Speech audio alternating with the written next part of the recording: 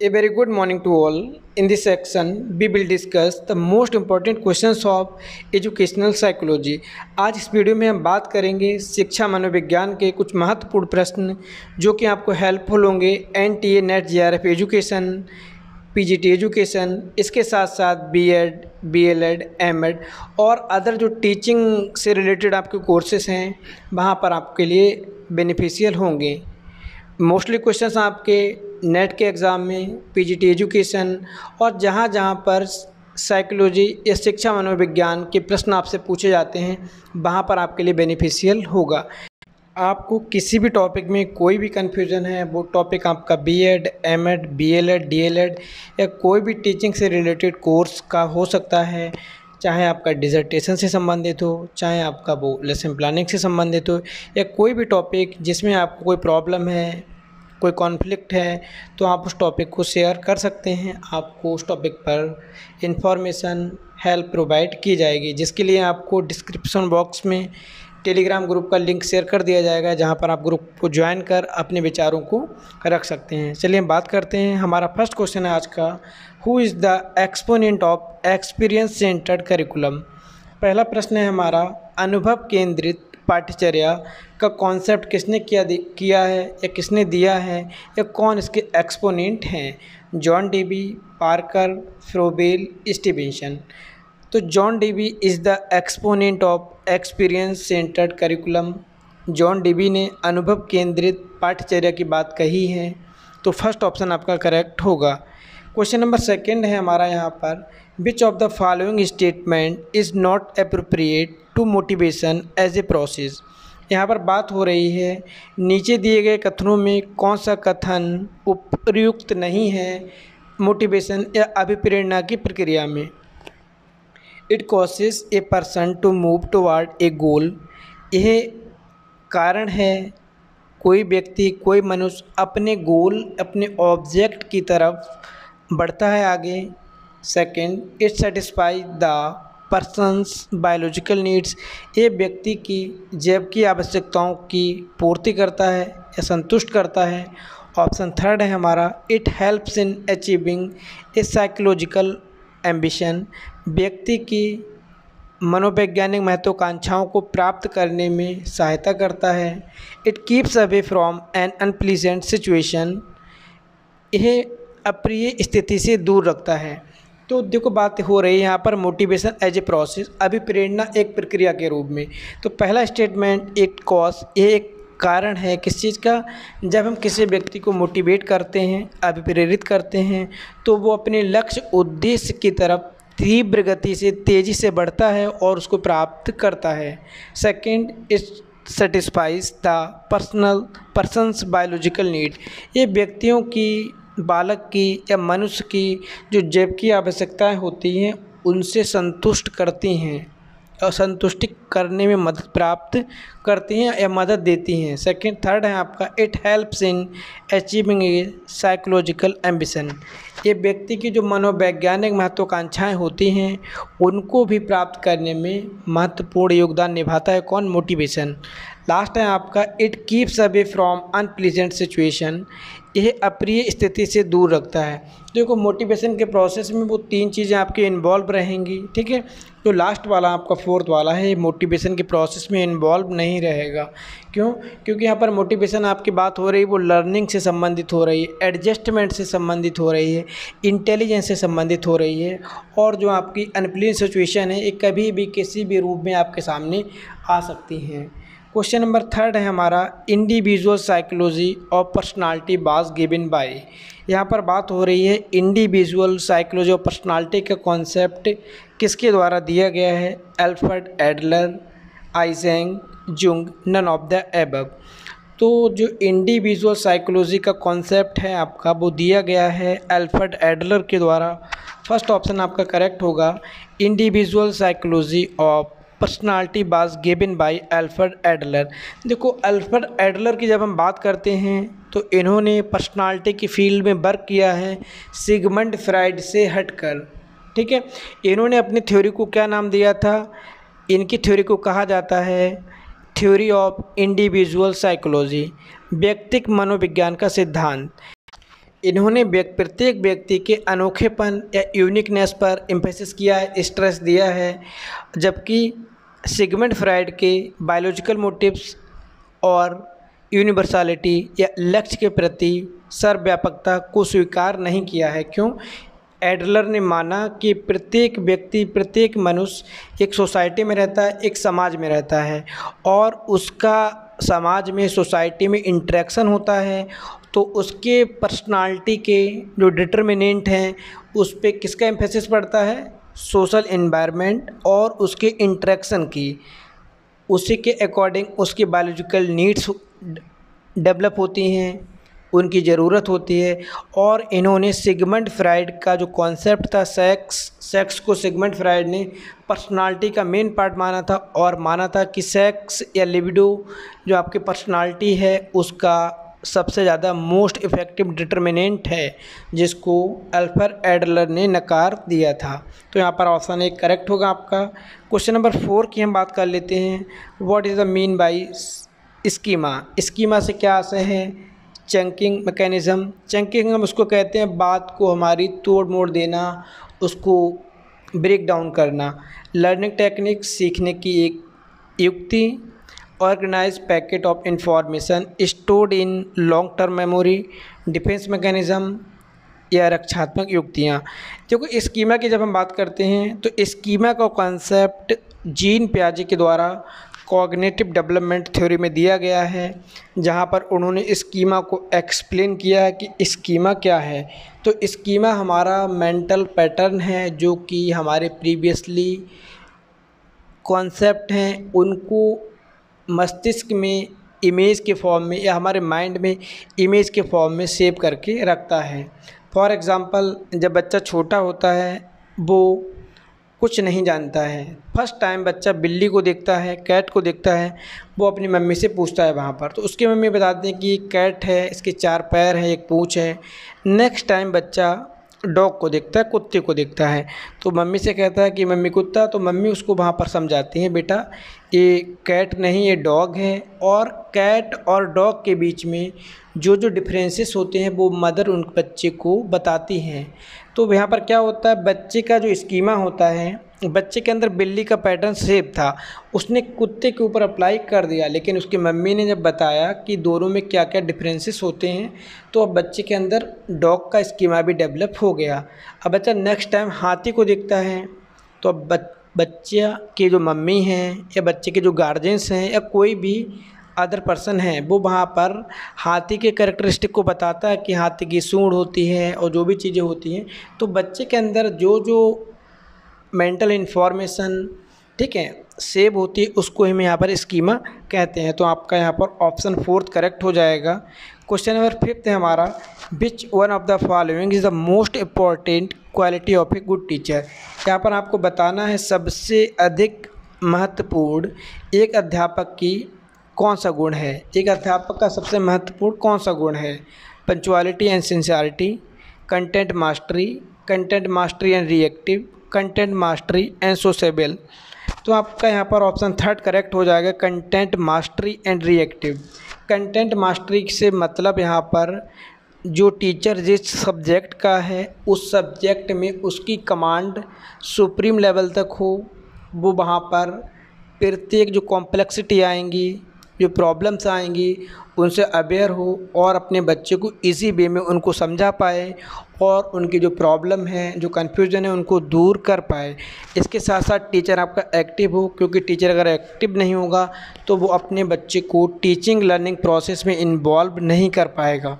और सबसे पहले जो आपका इम्पॉर्टेंट टर्म है वो वहाँ पर क्या है, टीचर को अपने सब्जेक्ट में जो मास्टरी लर्निंग है, जो मास्टरी है, स्वामित्व है या अपना जो कमांड है, उसकी भी यहाँ पर आवश्यकता होती है। तो ऑप्शन 3 करेक्ट हो जाएगा आपका यहाँ पर। क्वेश्चन नंबर 6 की हम बात कर लेते हैं यहाँ पर, डिसलेक्सिया इज एसोसिएटेड विद। जो आपके डिसलेक्सिया है वो किससे संबंधित है? Mental disorder, mathematical disorder, reading disorder, behavioural disorder. तो आपका जो डिसलेक्सिया है वो आपका संबंधित किससे है? Reading disorder. Dyslexia is a learning disorder that involve difficulties in reading. तो आपका यहाँ पर थर्ड ऑप्शन करेक्ट हो जाएगा। डिसलेक्सिया आपका पठन अक्षमता से संबंधित होती है। क्वेश्चन नंबर 7 की हम बात कर लेते हैं। यहाँ पर interaction inside the classroom should generate. कक्ष में जो अंतःक्रिया होती है शिक्षक विद्यार्थियों के मध्य, विद्यार्थियों के मध्य, उससे क्या जनरेट होता है, क्या चीज़ उत्पन्न होती है बच्चों के अंदर? आर्गूमेंट तर्क, इन्फॉर्मेशन सूचना, आइडियाज़ विचार, कंट्रोवर्सी विवाद। तो क्लासरूम इंटरेक्शन में स्टूडेंट टीचर के बीच में होता है या स्टूडेंट के बीच में होता है। तो डेवलप होते हैं वहाँ पर, जनरेट होते हैं आइडियाज़, कॉन्सेप्ट, बच्चे के अंदर विचार आते हैं, वहाँ पर बच्चे के अंदर कॉन्सेप्ट आते हैं। तो आपका यहाँ पर थर्ड ऑप्शन करेक्ट हो जाएगा।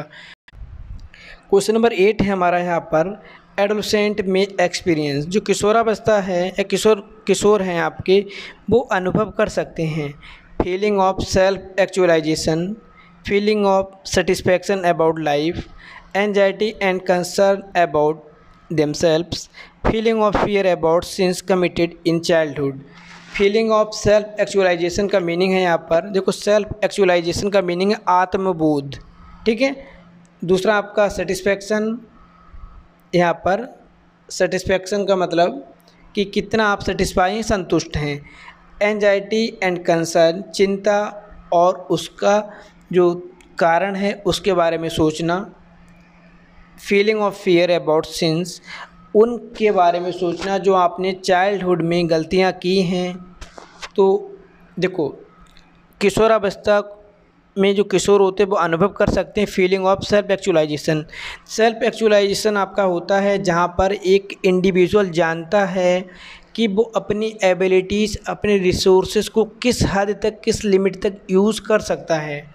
द साइकोलॉजिकल प्रोसेस, यहाँ पर हम सेल्फ एक्चुअलाइजेशन की बात करेंगे तो क्या है, ये एक साइकोलॉजिकल प्रोसेस है aimed at maximising the use of a person abilities and resources. अपनी क्षमताओं को, अपनी कैपेसिटी को सुप्रीम लेवल या हाई लेवल तक यूज़ करना। ये क्षमताएं प्रत्येक व्यक्ति में अलग अलग हो सकती हैं। क्वेश्चन नंबर 9 की हम बात करते हैं। Learning depends on cognitive development.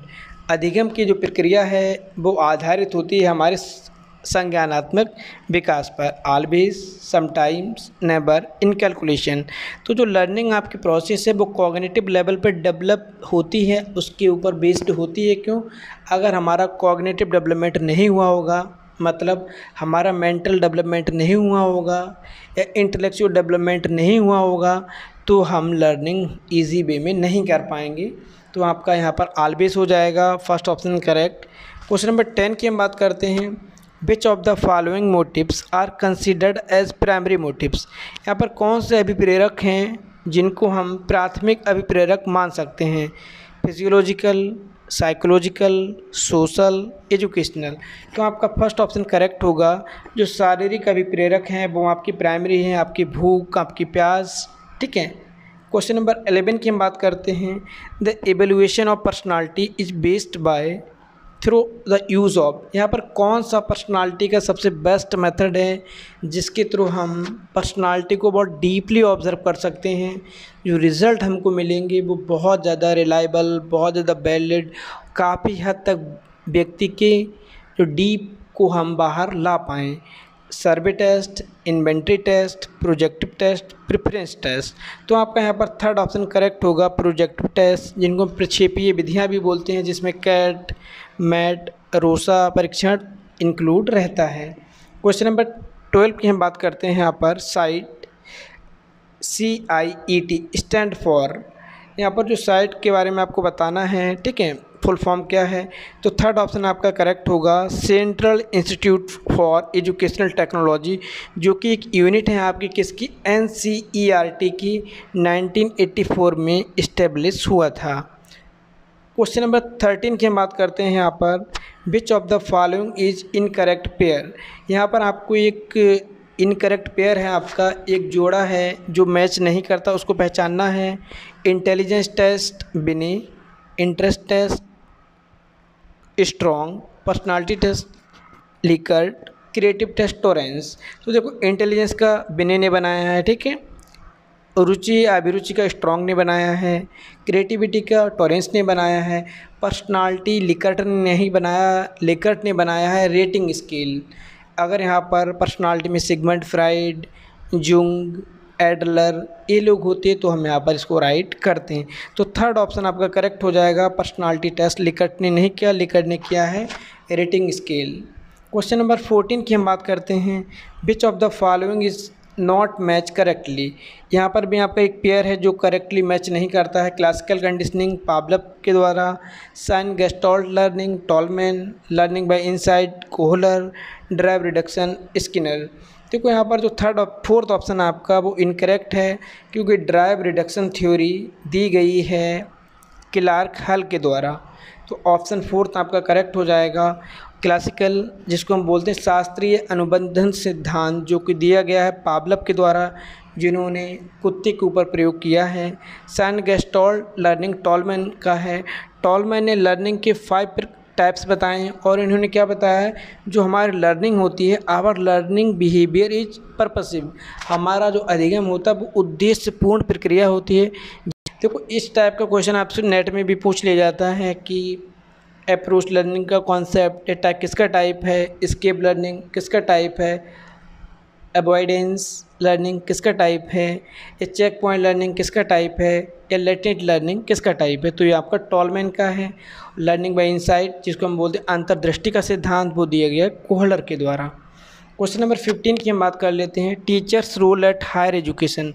उच्च शिक्षा में अध्यापक या शिक्षक की भूमिका है प्रोवाइड इन्फॉर्मेशन टू स्टूडेंट, विद्यार्थियों को सूचना संप्रेषित करना, promote self learning in student, बच्चों के अंदर स्व अधिगम को विकसित करना, encourage healthy competition among student, बच्चों के अंदर प्रतिस्पर्धा की भावना को विकसित करना, help student to solve their problem, बच्चों को अंदर बच्चों की प्रॉब्लम्स हैं उनको सॉल्व करने में सहायता करना। तो आपका यहाँ पर सेकंड ऑप्शन करेक्ट हो जाएगा, teachers role at higher education to promote self learning in student. एक अध्यापक का उच्च शिक्षा में कार्य होता है, रोल होता है कि बच्चों के अंदर वो सेल्फ लर्निंग को प्लेस करे, प्रमोट करे, मोटिवेट करे। क्वेश्चन नंबर 16 की हम बात करते हैं, which one of the following is appropriate in respect of teacher student relationship. यहाँ पर बात हो रही है विद्यार्थी शिक्षक के बीच में जो संबंध होते हैं आपके, ठीक है, वेरी इनफॉर्मल, इंटीमेट, बहुत ज़्यादा अनौपचारिक और घनिष्ठ, लिमिटेड टू क्लासरूम ओनली, केवल क्लासरूम तक संबंध हो, कॉर्डियल एंड रिस्पेक्टफुल, और लास्ट आपका इंडिफरेंट। तो आपका यहाँ पर ऑप्शन थर्ड करेक्ट हो जाएगा, कॉर्डियल एंड रिस्पेक्टफुल, मैत्रीपूर्ण या सौहार्दपूर्ण, उसके साथ आपके सहयोग या सम्मानपूर्वक। क्वेश्चन नंबर 17 की हम बात करते हैं, the best method of teaching is to, सबसे ज़्यादा अच्छा मेथड कौन सा है, impart information, ask student to read book, suggest good references material, intimate या initiate a discussion and participate in it. Option fourth correct हो जाएगा। सबसे बेस्ट मेथड है आपका टीचिंग का इनिशिएट, बच्चों को आगे लाना, डिस्कशन और पार्टिसिपेशन में, बच्चों को इन्वॉल्व करना टीचिंग लर्निंग प्रोसेस में, उनको मोटिवेट करना कि वो पार्टिसिपेट करें और वार्तालाप वहाँ पर कर पाएँ। क्वेश्चन नंबर 18 की हम बात करते हैं, nature of children are like, बच्चों का जो नेचर होता है, प्रकृति होती है, वो कैसी होती है, इमिटेटिव, कंस्ट्रक्टिव, इमेजिनेटिव, डिस्ट्रक्टिव। बच्चों का जो नेचर होता है वो इमिटेटिव होता है। ऑप्शन फर्स्ट करेक्ट होगा, क्यों, बच्चा किसी को देखता है, उसको देखने के बाद ऑब्जर्व करता है, फिर खुद से करने की कोशिश करता है, जिसको हम इमिटेशन या अनुकरण बोलते हैं। क्वेश्चन नंबर 19 की हम बात करते हैं, who is the father of theory of multiple intelligence, बहुबुद्धि सिद्धांत के जनक कौन हैं, गार्डनर, वाइगोत्स्की, ब्रूनर, डीबी। तो father of theory of multiple intelligence Gardner, Howard Gardner ने कॉन्सेप्ट दिया, जो कि आपका सीटेट का मोस्ट इंपॉर्टेंट टॉपिक है। क्वेश्चन नंबर 20 की हम बात करते हैं, thumb sucking, nail biting, examples और एक्शंस आर ड्यू टू, अंगूठा चूसना, नाखून काटना किसके एग्जाम्पल हैं, pleasure seeking, training, habit, anxiety. ये एग्जाम्पल्स हैं आपके चिंता के, एंजाइटी के। जब आप तनाव में होते हैं, कुछ सोच रहे होते हैं, तो आप अंगूठा चूसते हैं या नाखून काटते हैं। तो यहाँ पर हमने डिस्कस किए हैं साइको के 20 मोस्ट इम्पॉर्टेंट क्वेश्चन, जो श्योर आपकी नॉलेज में कुछ ना कुछ इंक्रीमेंट करेंगे, कुछ आप यहाँ पर नया सीखेंगे और कुछ क्वेश्चंस आपको आगे आने वाले कॉम्पिटिटिव एग्ज़ाम में भी आपको हेल्पफुल होंगे और आपको मिलेंगे। नेक्स्ट वीडियो में हम बात करते हैं नए प्रश्नों के साथ। तब तक के लिए थैंक यू।